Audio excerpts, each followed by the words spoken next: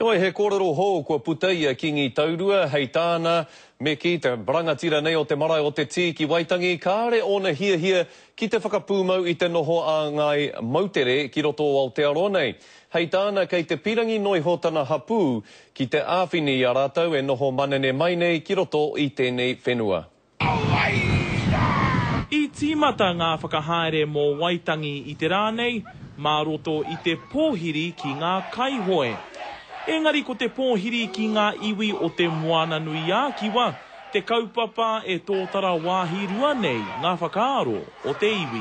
Nā tau a hako wai ngā tangata mehe mahi hunāna mauria mai ki Waitangi.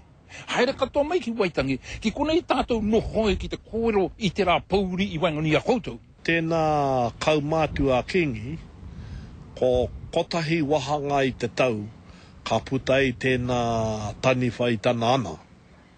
Ai tēnei tau ko puta ano te taniwhane, nā ko rere tītaha ngā kōrero, hore kaukau e tino whakai ana ki te ngako wana kōrero. Neke atu i te toru pahi te nui o ngā tāngata no Tonga, kai te whakatika ki te haere mai ki Waitangi i tēnei tau, me te hia kia whakamanatia rātau ki roto i tētahi hapu, hei whakapūmau i tā rātau noho ki Aotearoa. Koe whanaunga tātou, haere mai e te whanau, noho ki te taha o tō iwi, e iwi ko tahi tātou, i mahuetu ko tō i te mona nui a kiwa, i runga i te tahi waka, nā rea hokere mai i te kāinga e whanaunga tanga katoa tātou.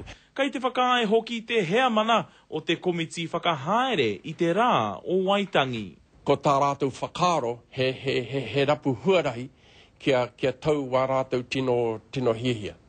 E hara te kaupapa kia honongia ki te iwi Māori. E whakapai tiana e toru mano ngā tāngata no Tonga, kua rehita mo te kaupapa whakapūmau noho nei. Me te aha kotahi mano tāra te nui o ngā moni kua utua etahi.